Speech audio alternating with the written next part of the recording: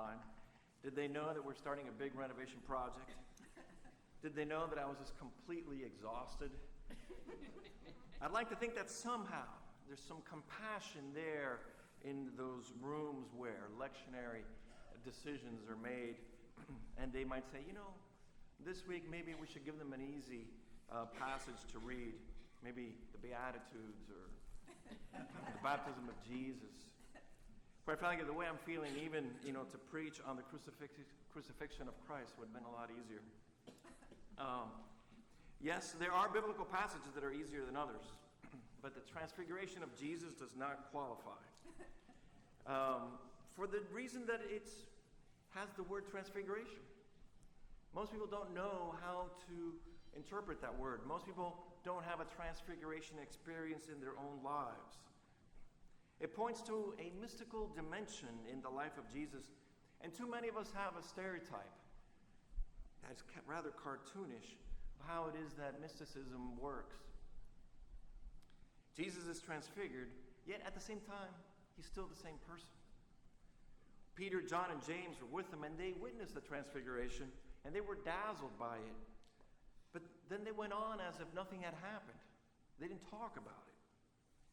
Now, if we were to keep on reading for just a few more verses, Luke relates that the disciples started to argue among themselves as to who was the greatest.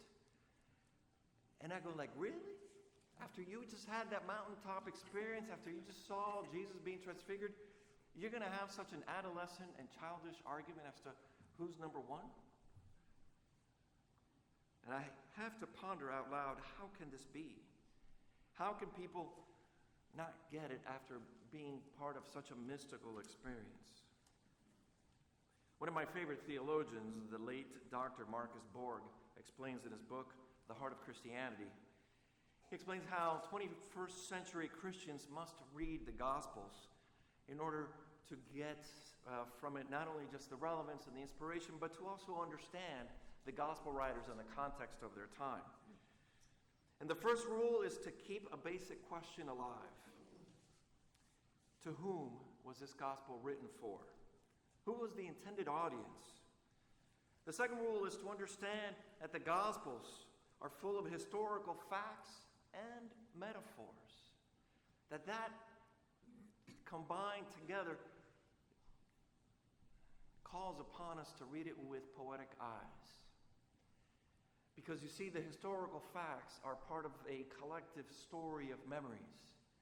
And that first and second century Jews of those times, followers of Jesus and those that followed afterwards, are recounting these things in the life of Jesus. And some of it is fact-based. Some of it is undeniably things that happen. But then it's laced with metaphors. Metaphors that help us get a grasp of how important, of how monumental, of how transformative it was. For example, the Sermon on the Mount is rooted in the memories of Jesus.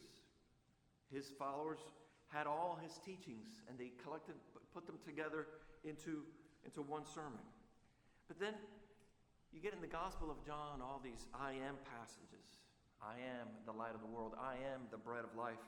And it's very, very metaphorical. As you get these metaphors from the Gospel of John and you link them together with the life of Jesus, and you get to see the way that a poet would.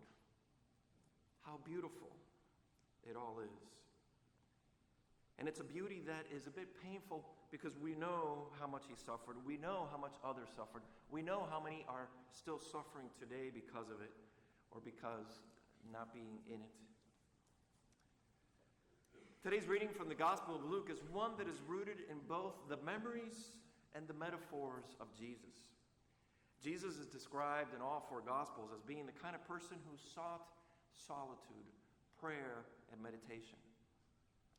Jesus going to a mountaintop to pray with a select group of his disciples was rather common, and it's believable as a rabbi that he would go ahead and take a core group of his students and that they would be seeking a mystical experience on that mountaintop. This is a historical event. It was recorded, and eventually that mystical experience occurred. But intertwined with that memory are metaphors critical to the understanding of the institution of Christ. You have the historical Jesus, but then we also have the figure of the Christ. And so in this passage, we have the appearance of Moses and Elijah, and I just have to ask myself, just what exactly were they doing there? What does that imagery do anything to the storyline? Well, as a 21st century reader, I might be a little bit puzzled, but had I been a first or second century Jew, I would have immediately understood the metaphor without any room for misinterpretation. Moses is the representation of the Jewish law, and Elijah is the representation of the prophets. And in these two biblical characters is the embodiment of the Old Testament. And Jesus is flanked by these two historical and religious figures, and they are kneeling at his presence. And together, that imagery represents the completion of God's message to the world. This is a metaphor for the world to learn and an institutional message that Jesus is Christ. So how are we to understand the voice of God in this passage? Again, we have to ask, to whom is this passage written for? God speaks to Judaism, asking the Jews of his time to listen to the Christ. The metaphors don't stop there either. The metaphors continue. You have Peter's impulse to make rooms. In some translations, they say, let's make a room. In some other translations, let us make a dwelling or houses. This represents the driving impulse to create a new religion or an institution. This represents a very, very natural impulse to get this divine experience, this mountaintop beautiful experience, and put it in some sort of container so that others could have access to it, so that other people could experience what they did too. Peter is in some form rebuked by God, who says, listen to my son. He is the chosen one. Traditional Christianity has that Christianity began with Pentecost. I happen to think that maybe Christianity began right there on that mountaintop. That Peter had the experience, the God experience, the touch with the divine that changed his perspective, that rerouted his entire life so that several years later he would have the evangelical drive to promote a new way to relate to God, a new way to understand God, a new way of expressing God's love, mercy, and grace. Now, I have to tell you the truth that, quite frankly, all these metaphors all seem like a big power play to me. And they ruin the description of what I think is a beautiful and serene, mystical moment for Jesus and his disciples. I'm that kind of person who gravitates to the mystical. And I like to read Christian authors who are Christian mystics.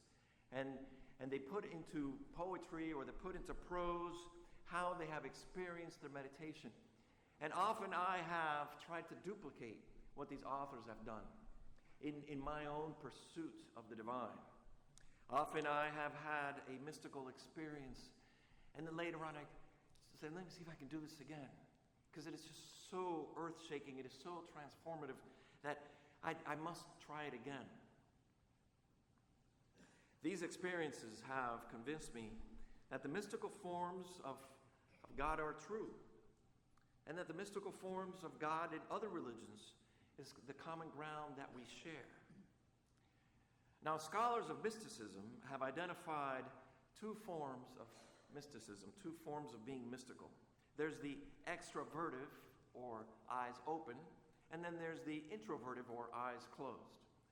And so we all had that stereotype in our mind of the Swami in a little corner, retreated, or in a cave somewhere, meditating and having his thumbs and fingers put together and reciting words and sounds, and in that darkness, in that solitude, experiencing the divine.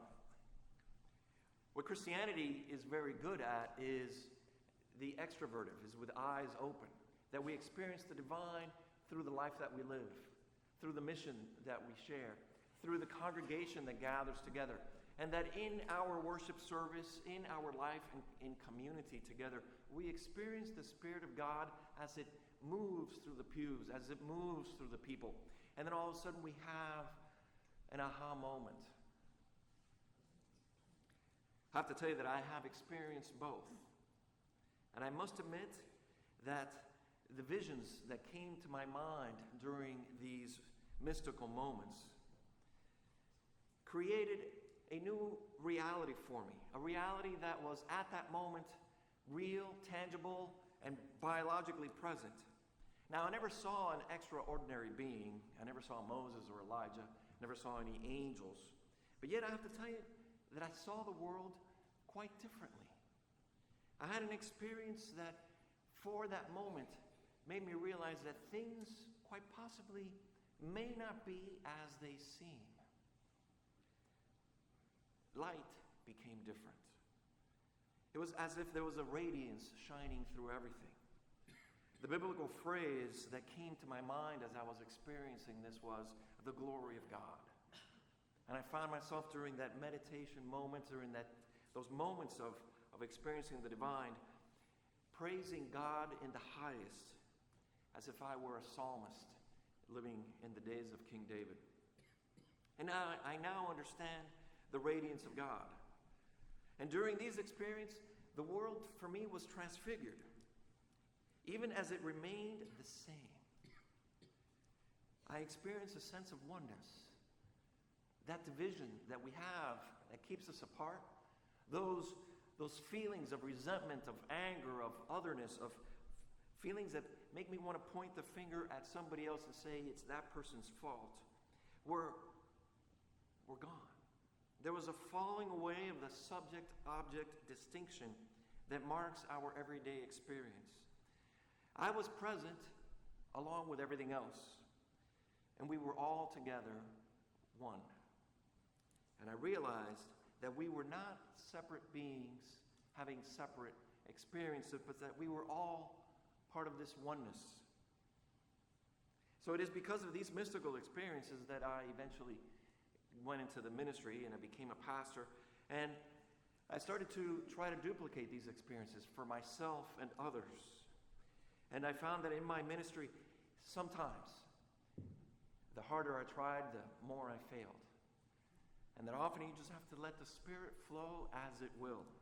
That just because this happened at a particular geographical location once didn't mean that it would happen a second or a third time. But often I found that there was a particular room, there was a particular space where the chances were increased for this sense of mystical, divine experience to occur. In the same way that Peter wanted to create a room for Jesus, Moses, and Elijah, as a pastor, this is the room that I want to create for myself and others. The Jewish theologian and rabbi Abraham Heschel, he calls it the experience of the radical amazement that forever changes your life.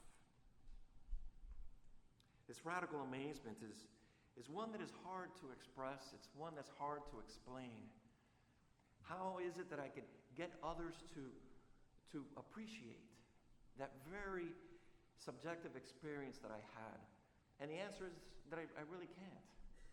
The best I can do is try to get others to have their own experience. Some things cannot be explained. They just need to be facilitated for others to have. And likewise, I can understand now how in the Gospel of Luke, Peter, John, and James left the mountain and just didn't speak about it. And they went on as if their lives had not changed. Because how could they? How could they express to others what they had seen? How could they transmit that feeling of joy and others? Recently, I was at a play. I have to tell you, it was an amazing and fabulous play. It was quite an experience. Now, I know what you're thinking, but it wasn't the fantastic play we had here on Friday night. I'm talking about the other amazing play. That other amazing play that was performed at the Stratus. Well, while I was there at that play, I was carried away by the music. I was carried away by the storyline. And then there was a song that kind of spoke to me.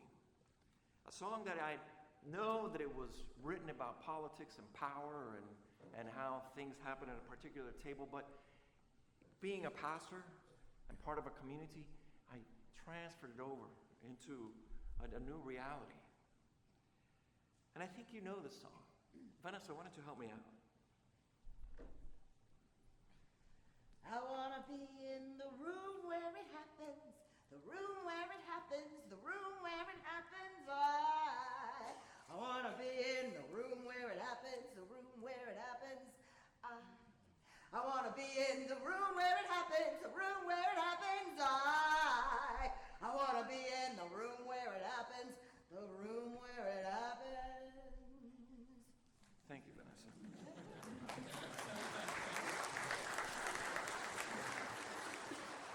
You know, I have to tell you that I sang that at the 8:45 service, and it sounded just like that.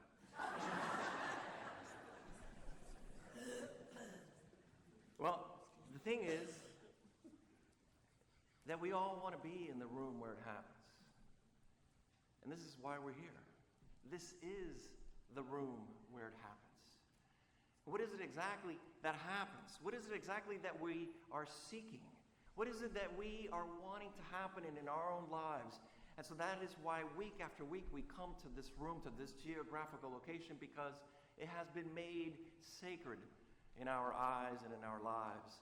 So much love has been poured out here in this very space that it has transformed it.